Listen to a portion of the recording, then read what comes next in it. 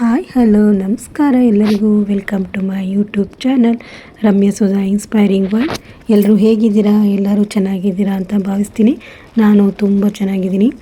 And ಈ video ಈ ಒಂದು ಟ್ರಾವೆಲ್ ಜರ್ನಿ ಏನಿತ್ತು ನಮ್ಮದು ಒಂದು ದೊಡ್ಡ ಜರ್ನಿಯ ಲಾಸ್ಟ್ ಟ್ರಾವೆಲಿಂಗ್ ವಿಡಿಯೋ ಆಗಿರುತ್ತೆ. ಆ್ಯಂಡ್ ನಮ್ಮ ಲಾಸ್ಟ್ ಡೆಸ್ಟಿನೇಷನ್ ಮಂತ್ರಾಲಯ. ಸೊ ನೈಟ್ ನಾವು ಮಂತ್ರಾಲಯ ಹಾಲ್ಟಾಗಿ ನೆಕ್ಸ್ಟ್ ಡೇ ಮಂತ್ರಾಲಯ ನೋಡ್ಕೊಂಡು ನಾವು ವಾಪಸ್ ಮನೆ ರೀಚ್ ಆದ್ವಿ. ಸೊ ಈ ವಿಡಿಯೋದಲ್ಲಿ ಕಂಪ್ಲೀಟ್ ಮಂತ್ರಾಲಯದ ಪ್ಲೇಸಸ್ನ ನಿಮಗೆ ನಾನು ತೋರಿಸ್ತೀನಿ. ಸೊ ನೀವು ಈ ನನ್ನ ಫುಲ್ಲು ಜರ್ನಿನಲ್ಲಿ ನನ್ನ ಜೊತೆ ಇದ್ರಿ.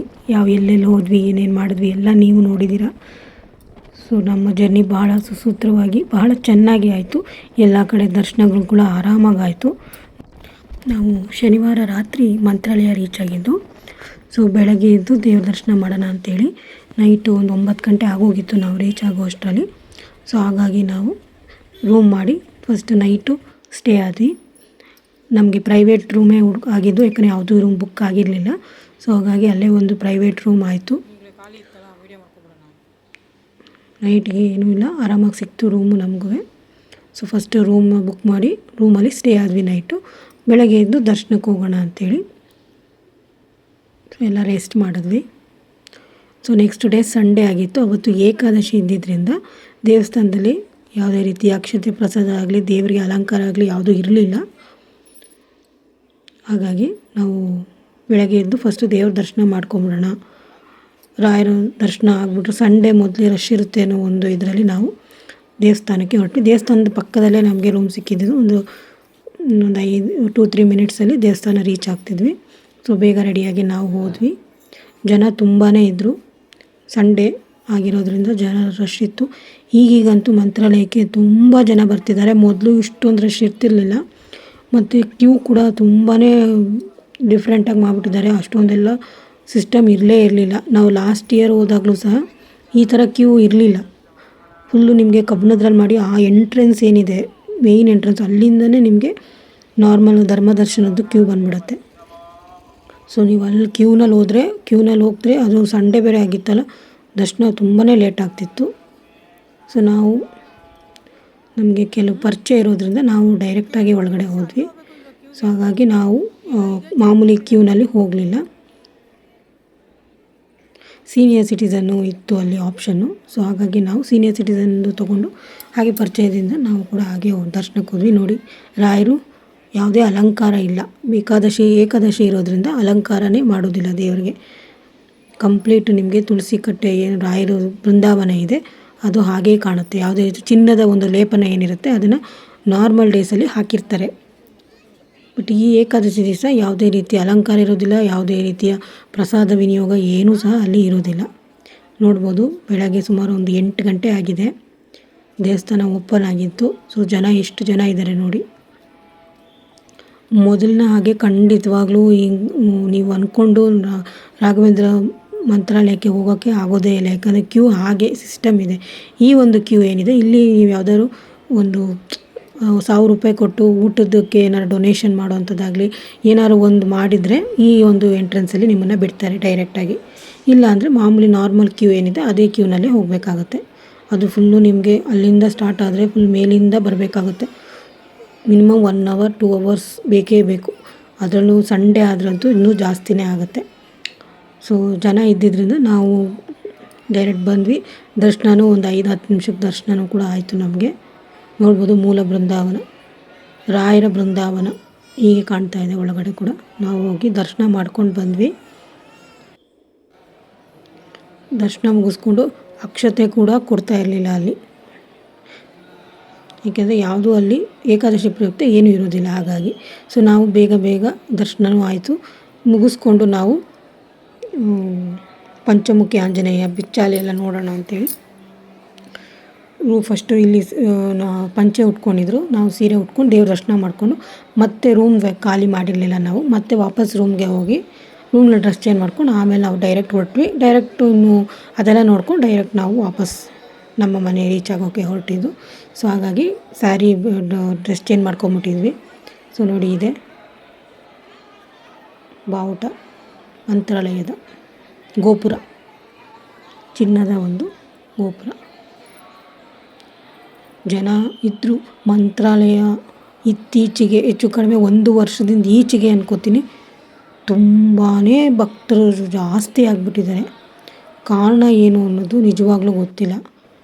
ಈಗ ಮೊದಲು ಕೂಡ ಇತ್ತು, ಇಲ್ಲ ಅಂತಲ್ಲ, ಮಂತ್ರಾಲಯಕ್ಕೆ ಜನ ಬರ್ತಾನೆ ಇದ್ದರು.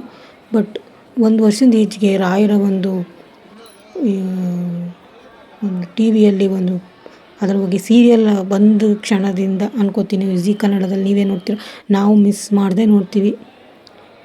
ರಾಘವೇಂದ್ರ ಮಹಾತ್ಮೆ ಅಂತೇಳಿ ಬಹಳ ಚೆನ್ನಾಗಿ ಬರ್ತಿದೆ. ಆ ಸೀರಿಯಲ್ ಸ್ಟಾರ್ಟ್ ಆಗಿದ್ದಾಗಿಂದನೂ ತುಂಬಾ ಮಂತ್ರಾಲಯಕ್ಕೆ ಜನ, ಅದರಲ್ಲೂ ವಂದೇ ಭಾರತ್ ಟ್ರೈನ್ ಆದಾಗಿಂದ ತುಂಬಾ ಜನ ಬರ್ತಿದ್ದಾರೆ. ಯಾಕಂದರೆ ಕಮ್ಮಿ ಟೈಮಲ್ಲೇ ರೀಚ್ ಆಗ್ತಾರಲ್ಲ, ಹಾಗಾಗಿ ಎಲ್ಲ ವಂದೇ ಭಾರತ್ ಟ್ರೈನ್ ಆದಮೇಲೆ ಜನ ಜಾಸ್ತಿ ಬರೋಕ್ಕೆ ಸ್ಟಾರ್ಟ್ ಆಗಿದ್ದಾರೆ. ಸೊ ಹಾಗಾಗಿ ಎಲ್ಲರೂ ಮಂತ್ರಾಲಯಕ್ಕೆ ಹೋಗಿ ಮಂತ್ರಾಲಯ ದೇವ್ರನ್ನ ದರ್ಶನ ಮಾಡಿ ಅಂತ ಹೇಳ್ತಾ, ಇಲ್ಲೂ ನಾನು ಕೂಡ ನಿಮಗೆ ದರ್ಶನ ಮಾಡಿಸ್ತಾ ಇದ್ದೀನಿ. ನೀವು ನೋಡ್ಬೋದು ಮಂತ್ರಾಲಯ ರಾಯರ ದರ್ಶನ. ನಾವು ಒಳಗಡೆ ಎಲ್ಲ ಒಂದು 3 ರೌಂಡ್ ಹೊಡೆದ್ವಿ. ನೋಡಿ ದರ್ಶನಕ್ಕೆ ಎಷ್ಟು ರಶ್ ಇದ್ದಾರೆ ಜನ ಅಂಥೇಳಿ. ಅದರಲ್ಲಿ ಹೆಜ್ಜೆ ನಮಸ್ಕಾರ ಹಾಕೋರು ಇರ್ತಾರೆ. ತುಂಬ ಅಲ್ಲಿ ಹೆಜ್ಜೆ ನಮಸ್ಕಾರ ಫಾಲೋ. ಮತ್ತೊಂದೇನೆಂದರೆ ಉರುಳು ಸೇವೆನ ಗಂಡಸರು ಮಾಡಬಹುದು ಅಂತಾರೆ. ಆದರೆ ಲೇಡೀಸು ಅಂದರೆ ಹೆಂಗಸರು ಉರುಳು ಸೇವೆಯನ್ನು ಮಾಡಬಾರ್ದು ಅಂತಾರಲ್ಲಿ. ಸೊ ಹಾಗಾಗಿ ಲೇಡೀಸ್ ಯಾರು ಉರುಳು ಸೇವೆ ಮಾಡೋದಿಲ್ಲ, ಗಂಡಸರು ಕೆಲವ್ರು ಮಾಡ್ತಾರೆ. ಲೇಡೀಸ್ ಏನಿದ್ರು ಹೆಜ್ಜೆ ನಮಸ್ಕಾರ ಮಾಡ್ತಾರೆ ಅಷ್ಟೇ. ನಾನು ಒಂದು ಸುಮಾರು ವರ್ಷಗಳಿಂದ ಹೋದಾಗ ಹೆಜ್ಜೆ ನಮಸ್ಕಾರ ನಾನು ಕೂಡ ಮಾಡಿದ್ದೆ. ಸ್ವಲ್ಪ ತುಂಬ ಟೈಮ್ ತೊಗೊಳುತ್ತೆ ಅದು ಮಾಡಬೇಕು ಅಂದರೆ. ಈ ಸರಿ ನಾನು ನಾರ್ಮಲ್ ದರ್ಶನ ಮಾಡ್ಕೊಂಡು ನೋಡ್ಬೋದು. ಫುಲ್ ದರ್ಶನ ಮಾಡ್ಕೊಂಡು ನಾವು ಕೂಡ ಮಂತ್ರಾಲಯದ ರಾಯರ ದರ್ಶನ ಭಾಳ ಚೆನ್ನಾಗಾಯಿತು. ಒಂದು ರೌಂಡ್ ಹೋಗಿ ಒಂದು 2 ನಿಮಿಷ ಅಲ್ಲೇ ದೇವ್ರ ಮುಂದೆನೇ ನಿಂತು ದೇವ್ರ ದರ್ಶನ ಮಾಡ್ಕೊಂಡ್ವಿ. ಬೆಳಗ್ಗೆನೇ ಆಗಿರೋದ್ರಿಂದ ಸ್ವಲ್ಪ ಫ್ರೀಯಾಗಿ ಬಿಟ್ಟರು. ಆಮೇಲೆ ಆಗ್ತಾ ಜನ ಜಾಸ್ತಿ ಆದಾಗ ನಿಮ್ಮನ್ನು ಬೇಗ ಹೋಗೋಕ್ಕೆ ಹೇಳ್ತಿರ್ತಾರೆ. ಸ್ವಲ್ಪ ಜನ ಮೀಡಿಯಮ್ ಆಗಿದ್ದಾಗ ನಿಮ್ಮನ್ನ ಅಷ್ಟು ಬೇಗ ನೋಡ್ಕೊಂಡು ಹೋಗಿ ಅಂತ ಹೇಳಲ್ಲ. ಸ್ವಲ್ಪ ಟೈಮ್ ಬಿಡ್ಬೋದು, ನಿಂತ್ಕೊಳ್ಳೋಕೆ ಅವಕಾಶ ಕೊಡ್ತಾರೆ. ಬೇರೆ ಕಡೆ ಹಂಗೆ ಎಳ್ದು ಏನು ನಿಮ್ಮೊಂದು ಸೈಡಿಗೆ ಹಾಕೋದಿಲ್ಲ. ಒಂದು ಸೈಡಲ್ಲಿ ನಿಂತ್ಕೊಂಡು ನೋಡ್ಬೋದು, ಸ್ವಲ್ಪ ಮನಸ್ಸಿಗೆ ಸಮಾಧಾನ ಆಗೋವರೆಗೂ. ನಾವು ಕೂಡ ದರ್ಶನ ಮಾಡಿಕೊಂಡು ನೋಡಿ, ಇದೇ ಮೇಯ್ನ್ ಎಂಟ್ರೆನ್ಸು. ಭಾಳ ಅದ್ಭುತವಾಗಿ ಮಾಡಿದ್ದಾರೆ ದೇವಸ್ಥಾನ ಮಾತ್ರ. ಪೇಂಟಿಂಗ್ ಅಂತೂ ಅದ್ಭುತ. ನೋಡ್ತಾರೆ ರಾತ್ರಿ ಹೊತ್ತು ಲೈಟಿಂಗ್ ಹಾಕ್ತಾರೆ, ತುಂಬಾ ಚೆನ್ನಾಗಿರುತ್ತೆ ಮಂತ್ರಾಲಯದ ಲೈಟಿಂಗ್. ಎಷ್ಟೋ ಜನ ಲೈಟಿಂಗ್ ನೋಡೋಕ್ಕೆ ನೈಟ್ ಸ್ಟೇ ಆಗ್ತಾರೆ ಮತ್ತು ಅಲ್ಲೇ ಮಲಗಿರ್ತಾರೆ ಸೈಡಲ್ಲಿ. ಫುಲ್ಲು ದೇವಸ್ಥಾನದ ಹತ್ರನೇ ತುಂಬ ಜನ ಮಲಗಿರ್ತಾರೆ, ಹರಿಸ್ಕೊಂಡಿರ್ತಾರಂತೆ ಅಲ್ಲಿ ಮಲ್ಕೊಳ್ಬೇಕು ಅನ್ನೋದಕ್ಕೋಸ್ಕರ ಸುಮಾರು ಜನ. ದೇವಸ್ಥಾನದ ಕಡೆಯಿಂದನೇ ರೂಮ್ಗಳ ಫೆಸಿಲಿಟಿ ಕೂಡ ಇದೆ. ಬಟ್ ಅವೆಲ್ಲ ನೀವು ಮುಂಚೆನೇ ಬುಕ್ ಮಾಡ್ಕೊಂಡು ಬರಬೇಕು. ಅಲ್ಲಿ ಬಂದು ನೀವು ಹೋಗ್ತೀವಿ ಅಂದರೆ ಸಿಗೋಲ್ಲ. ಇಲ್ಲೇ ಪಕ್ಕದಲ್ಲಿ ಮಂಚಾಲಮ್ಮ ಕೂಡ ಇದೆ. ರಾಯರು ನೋಡಿಕೊಂಡು ಮುಂಚೆ ಮಂಚಾಲಮ್ಮನ ನೋಡ್ಕೊಂಡು ಹೋಗಬೇಕು ಅಂತಾರೆ. ಸೊ ಮಂಚಾಲಮ್ಮನೂ ಕೂಡ ಇದಕ್ಕೂ ಅಲಂಕಾರ ಕೂಡ ಏನೂ ಇರಲಿಲ್ಲ. ಮಂಚಾಲಮ್ಮಗೂ ಕೂಡ ಇದು ಕೂಡ ವಿಗ್ರಹನೇ ಪೂಜೆ ಮಾಡ್ತಾಯಿದ್ರು. ನಿಮಗೆ ಅಲಂಕಾರ ಏನೂ ಮಾಡಿರಲಿಲ್ಲ ಇಲ್ಲೂ ಕೂಡ, ನೀವೇ ನೋಡ್ಬೋದು.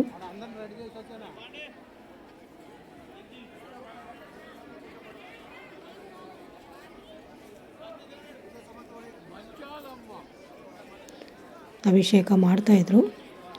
ಸೊ ನಾವು ಹಾಗೆ ನೋಡಿಕೊಂಡು ನದಿ ಕಡೆ ಹೋಗಿ ನೋಡ್ಕೊಂಬರೋಣ, ತುಂಗಭದ್ರಾ ನದಿ ಕಡೆ ಅಂದ್ಬಿಟ್ಟು ನಾವು ಹೊರಟ್ವಿ. ಈ ಸೈಡೆಲ್ಲ ಪೇಂಟಿಂಗ್ ಆಗಿರಲಿಲ್ಲ ನಾವು ಕಳೆದ ಸರಿ ಹೋದಾಗ.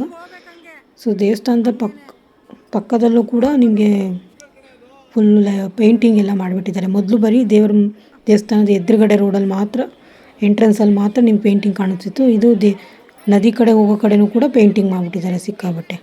ಸರ್ವದರ್ಶನ ನೋಡಿ, ಈ ಕ್ಯೂನಲ್ಲಿ ಹೋಗಬೇಕಾಗತ್ತೆ ನೀವು. ನಾರ್ಮಲ್ ದರ್ಶನಕ್ಕೆ ಹೋಗ್ತೀನಿ, ಧರ್ಮ ದರ್ಶನಕ್ಕೆ ಹೋಗ್ತೀನಿ ಅಂತಂದರೆ ಎಲ್ಲ ಫುಲ್ಲು ಸುತ್ಕೊಂಡು ಕರ್ಕೊಂಡು ಹೋಗ್ತಾರೆ ನಿಮಗೆ ದರ್ಶನ ಮಾಡೋಕ್ಕೆ. ಸೊ ನೋಡಿ, ಇಲ್ಲೂ ಕೂಡ ಪೇಂಟಿಂಗ್ ಎಲ್ಲ ಮಾಡಿಬಿಟ್ಟಿದ್ದಾರೆ. ಇದು ಇರಲಿಲ್ಲ ಮೊದಲು, ಈಗ ತುಂಬ ಚೆನ್ನಾಗಿ ಮಾಡಿದ್ದಾರೆ. ಹಿಂದೆ ನದಿ ಕಡೆ ಹೋಗಿ ಹಿಂಗೆ ಗೇಟ್ ಹಾಕಿದ್ದಾರೆ. ಸೊ ಈ ಕಡೆಯಿಂದ ದಾಟ್ಕೊಂಡು ನೀವು ಹೋದರೆ ತುಂಗಭದ್ರಾ ನದಿ ಕಡೆ ಹೋಗ್ಬೋದು.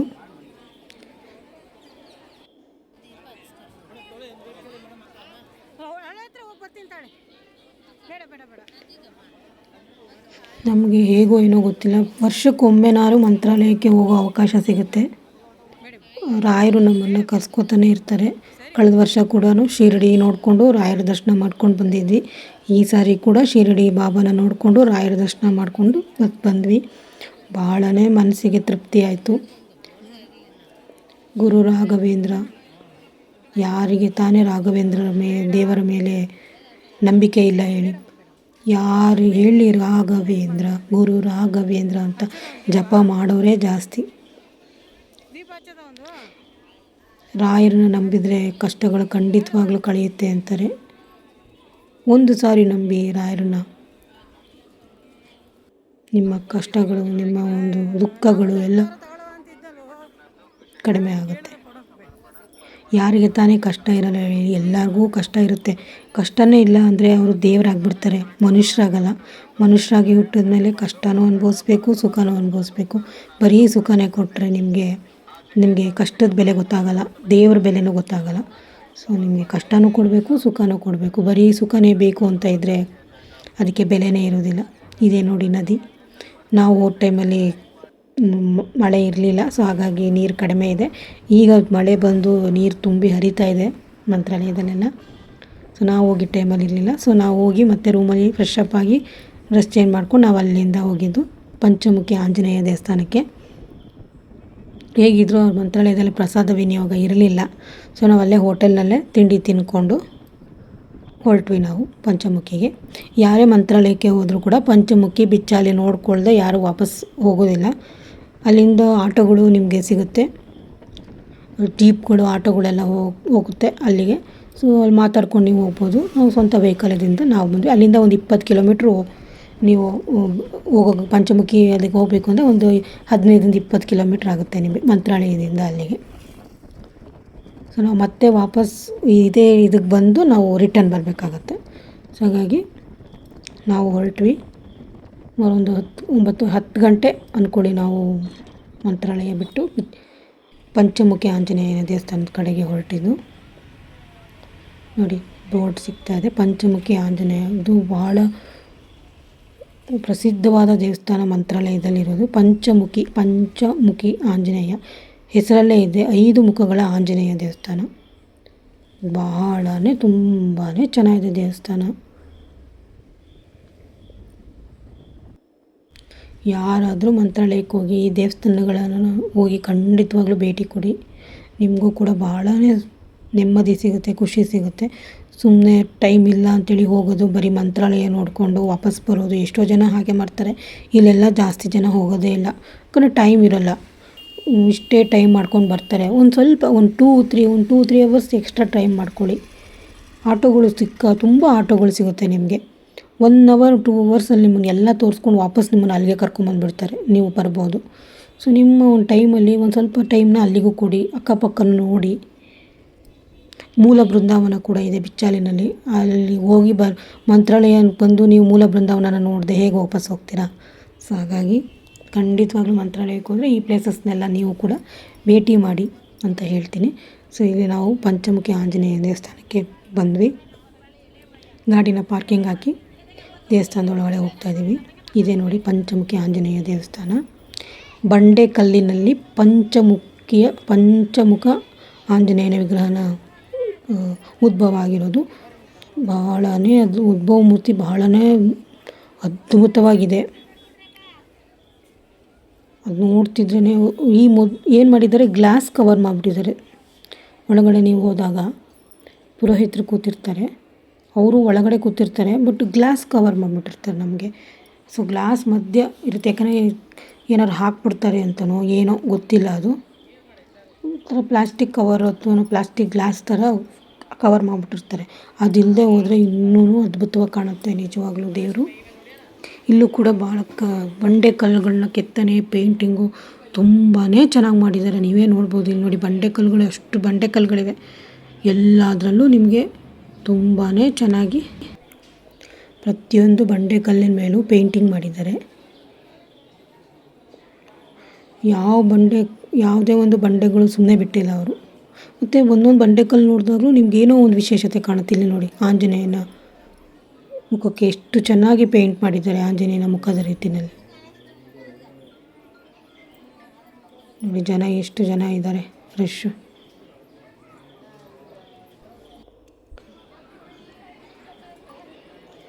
ನಾವು ಈ ರಶಲ್ಲಿ ಅಂಥ ರಶ್ ಅಂತ ಹೇಳೋಂಗಿಲ್ಲ, ಮೀಡಿಯಮ್ ಆಗಿತ್ತು.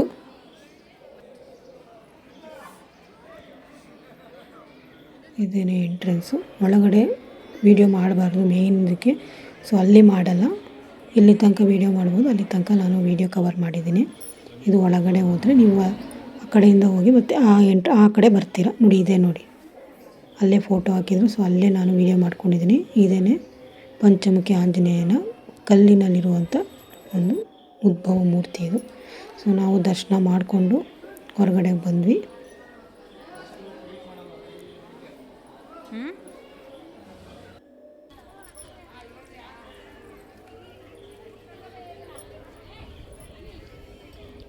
ನಮಗೆ ಏನಂದರೆ ಆದಷ್ಟು ಬೇಗ ಪ್ಲೇಸಸ್ ಕವರ್ ಮಾಡಬೇಕು ಅಂತ ಅಂದ್ಕೊಂಡಿದ್ದು. ಹಾಗೆ ಪಂಚಮುಖಿ ಆಂಜನೇಯ ದೇವಸ್ಥಾನದ ಹಿಂಭಾಗದಲ್ಲಿ ಕೂಡ ಒಂದು ದೇವಿಯ ದೇವಸ್ಥಾನ ಇದೆ. ಸೊ ಹಾಗಾಗಿ ಅದನ್ನು ನೋಡ್ಕೊಳ್ಳೋಣ ಅಂಥೇಳಿ. ಹೆಚ್ಚಾಗಿ ಅಲ್ಲಿ ಆ ಸೈಡ್ ಯಾರೂ ಹೋಗಲ್ಲ, ಗೊತ್ತಿರೋರು ಮಾತ್ರ ಹೋಗ್ತಾರೆ. ಸೊ ನಮಗೆ ತಿಳಿದಿರೋದ್ರಿಂದ ನಾವು ಹೋಗ್ತಾಯಿದ್ದೀವಿ. ಸೊ ನೋಡಿ, ಇಲ್ಲಿ ನೋಡಿ ಸೈಡಿಂದ ಇಲ್ಲೂ ಹೆಂಗೆ ಪೇಂಟಿಂಗ್ ಮಾಡಿದ್ದಾರೆ ಬಂಡೆಗೆಲ್ಲ, ಎಷ್ಟು ಚೆನ್ನಾಗಿ ಮಾಡಿದ್ದಾರೆ ನೋಡಿ. ಸುಣ್ಣ ಪೇಂಟಿಂಗ್ ಅಂತೂ ತುಂಬಾ ಚೆನ್ನಾಗಿ ಮಾಡಿದ್ದಾರೆ. ಮತ್ತು ಇಲ್ಲಿ ವಿಶೇಷತೆ ಅಂದರೆ ಹಾಸಿಗೆ ದಿಂಬು ಅಂತ ಹೇಳಿ, ಮತ್ತು ವಿಮಾನ, ಪುಷ್ಪಕ ವಿಮಾನ ಅಂತೇಳಿ, ಬಂಡೆ ಕಲ್ಲನ್ನು ನೋಡಿದ್ರೆ ನಿಮಗೆ ಪುಷ್ಪಕ ವಿಮಾನ ಕಂಡಂಗೆ ಕಾಣುತ್ತೆ. ಸೊ ನೋಡಿ, ಆ ಕಡೆ ಇರೋದು ಹಾಸಿಗೆ ದಿಂಬು. ಮುಂದೆ ಇದೆಲ್ಲ ಪ್ರತಿಯೊಂದು ಕಲ್ಲು ಮೇಲೂ ಏನೇನಾದ್ರು ಬರೆದಿದ್ದಾರೆ ಅಲ್ಲಿ. ಇದರಲ್ಲಿ ವಿಶೇಷವಾಗಿ ಅದು ಹಾಸಿಗೆ ದಿಂಬು ಅಲ್ಲಿ ಕಾಣ್ತಾ ಇರೋದು. ಇದು ಪುಷ್ಪಕ ವಿಮಾನ, ವಿಮಾನದ ರೀತಿಯಲ್ಲೇ ಇರೋದ್ರಿಂದ ಪುಷ್ಪಕ ವಿಮಾನ ಅಂತ ಈ ಒಂದು ಬಂಡೆ ಕಲ್ಲಿಗೆ ಕರೀತಾರೆ. ನೋಡ್ಬೋದು ನೀವು, ಇದು ಪುಷ್ಪಕ ವಿಮಾನ ಅಂತೇಳಿ. ವಿಮಾನದ ರೀತಿಯಲ್ಲಿ ಒಂದ್ರ ಮೇಲೊಂದು ಬಂಡೆ ಕಲ್ಲನ್ನು ಕುಳಿಸಿರೋದು. ಸೊ ಇಲ್ಲಿಂದ ಹೋದರೆ ಹಿಂದೆ ನೋಡಿ, ಇಲ್ಲಿ ಒಂದು ದೇವಿಯ ದೇವಸ್ಥಾನ ಇದೆ. ಬಂಡೆ ಕಲ್ಲಿನ ಒಳಗಡೆ ಇದೆ ದೇವರು. ಬಹಳನೇ ಅದ್ಭುತವಾಗಿದೆ ಮಾತ್ರ ಈ ದೇವಸ್ಥಾನ. ಖಂಡಿತವಾಗ್ಲೂ ಈ ದೇವಸ್ಥಾನನ ಪಂಚಮುಖಿ ಆಂಜನೇಯಕ್ಕೆ ಬಂದರೆ ಮರೀದೇನೆ ಈ ದೇವಸ್ಥಾನನ ನೀವು ಕೂಡ ಭೇಟಿ ಮಾಡಿ.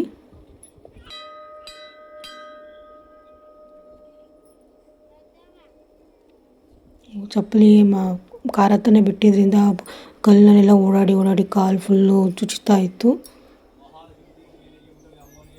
ನೋಡಿ, ಇಲ್ಲಿ ಒಳಗಡೆ ಹೋದರೆ ಇಲ್ಲಿ ದೇವರಿದೆ. ಅಲ್ಲಿ ಒಬ್ಬರು ದೇವರು ಪೂಜೆ ಮಾಡೋಕ್ಕೆ ಪುರೋಹಿತರು ಕೂಡ ಒಳಗಡೆ ಕೂತಿರ್ತಾರೆ. ನೋಡ್ಬೋದು ನೀವು ಈಗ ದೇವರ ದರ್ಶನ.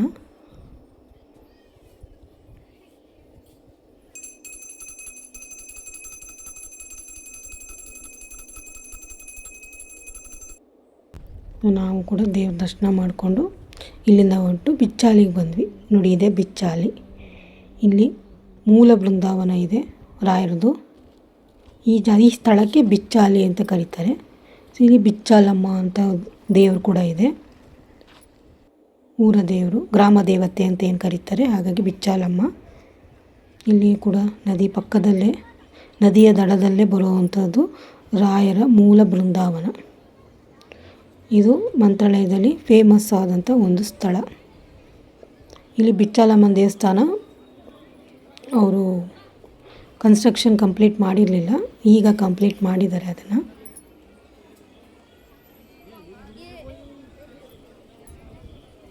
ಇದು ಕೂಡ ಇರಲಿಲ್ಲ, ಇತ್ತೀಚೆಗೆ ಇದನ್ನು ಹೊಸದಾಗಿ ಮಾಡಿದ್ದಾರೆ. ಕಟ್ಟೆ,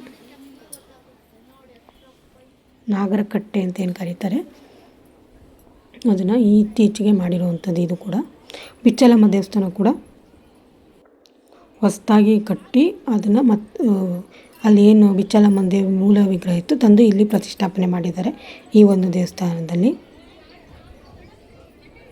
ಇದು ಕೂಡ ಹೊಸದಾಗಿ ಆಗಿರುವಂಥದ್ದು ಬಿಚ್ಚಲಮ್ಮನ ದೇವಸ್ಥಾನ.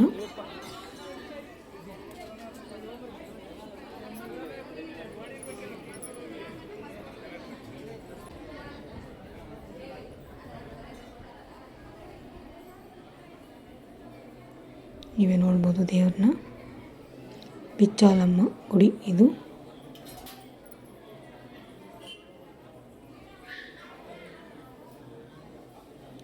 ಇದನ್ನು ನೋಡ್ಕೊಂಡು ನೀವು ಮುಂದಕ್ಕೆ ಹೋದರೆ ನಿಮಗೆ ಮೂಲ ಬೃಂದಾವನ ಸಿಗುತ್ತೆ.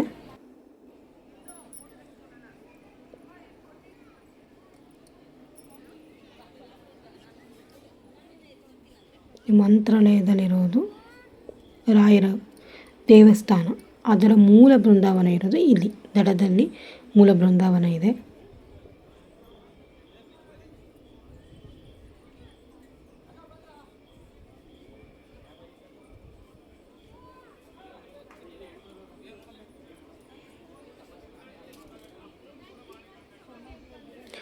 ನಾವು ದಿವಸ ಯಾವುದೇ ಮಳೆ ಬಿಸಿಲು ತುಂಬ ಇರುವಂಥದ್ದು ಏನೂ ಆಗಿರಲಿಲ್ಲ.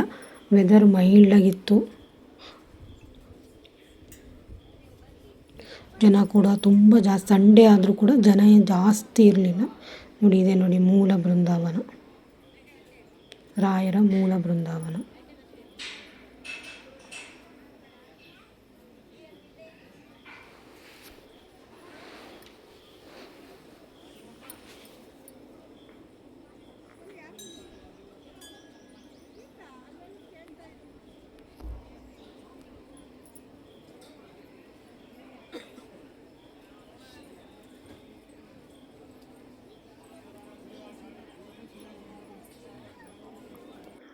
ಎಷ್ಟು ಅದ್ಭುತವಾಗಿದೆ ನೋಡಿ ಮೂಲ ಬೃಂದಾವನ.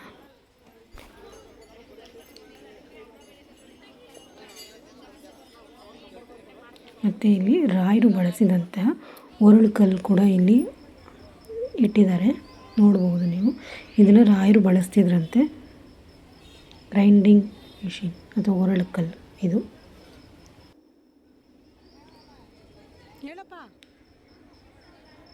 ನಮ್ಮದು ಬಿಚ್ಚಾಲಿ ನೋಡ್ಕೊಂಡು ನಾವು ಕೂಡ ಹೊರಟ್ವಿ ವಾಪಸ್ ನಮ್ಮ ಊರ ಕಡೆಗೆ. ಈ ಒಂದು ಜರ್ನಿ ಏನಿತ್ತು ಭಾಳನೇ ಅದ್ಭುತವಾಗಿತ್ತು. ಎಲ್ಲರೂ ಫುಲ್ಲು ಸ್ಟ್ರೈನ್ ಆಗೋಗಿತ್ತು. ಅಷ್ಟು ಸುಲಭ ಅಲ್ಲ, 18 ದಿನ ನೀವು ಜರ್ನಿ ಮಾಡೋದು. ಅದರಲ್ಲೂ 86 ವರ್ಷ ನಮ್ಮ ಮಾವನವರು ಕೂಡ ನಮ್ಮ ಜೊತೆ ಈ ಜರ್ನಿಯಲ್ಲಿ ನಮ್ಮ ಜೊತೆ ಇದ್ದರು.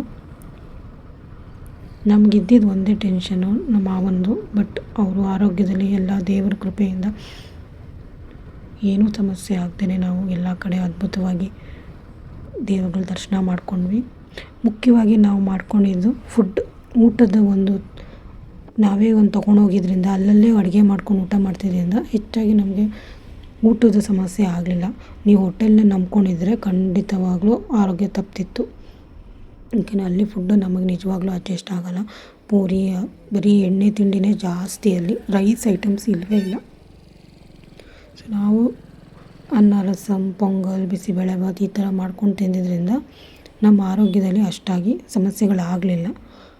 ಸೊ ಎಲ್ಲ ಆರಾಮಾಗಿ ಎಲ್ಲ ನೋಡಿಕೊಂಡು ನಾವು ಆರೋಗ್ಯವಾಗಿ ವಾಪಸ್ ಬಂದ್ವಿ.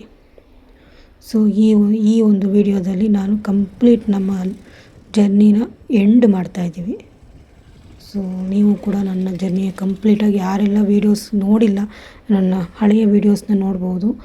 ನಾವು ಎಲ್ಲೆಲ್ಲಿ ಹೋಗಿದ್ವಿ ಅಂತೇಳಿ ಕಂಪ್ಲೀಟ್ ಡೀಟೇಲಾಗಿ ನಾನು ಎಕ್ಸ್ಪ್ಲೇನ್ ಮಾಡಿದ್ದೀನಿ. ಸೊ ನೆಕ್ಸ್ಟ್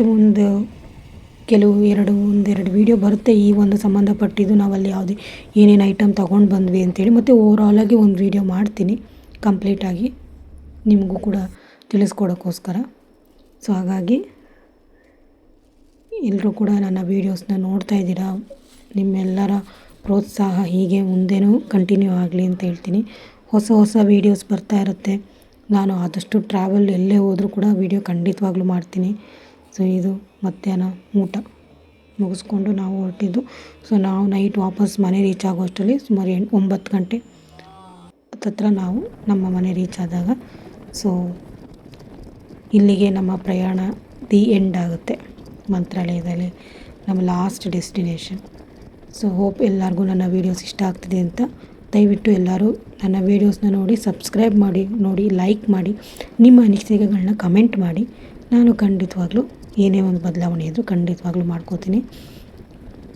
ನಿಮ್ಮ ಪ್ರೋತ್ಸಾಹ ನನ್ನ ಮೇಲೆ ಸದಾ ಹೀಗೆ ಇರಲಿ. ಮತ್ತು ಒಂದು ಹೊಸ ವೀಡಿಯೋದೊಂದಿಗೆ ನಾನು ನಿಮ್ಮನ್ನು ಭೇಟಿ ಮಾಡ್ತೀನಿ. ನನ್ನ ವೀಡಿಯೋಸ್ನೆಲ್ಲ ಮತ್ತೊಮ್ಮೆ ನೋಡಬೇಕು ಅನ್ನೋಂಗಿದ್ರೆ ಈ ವೀಡಿಯೋಸ್ ಇರುತ್ತೆ, ದಯವಿಟ್ಟು ವೀಡಿಯೋಸ್ನ ನೋಡಿ.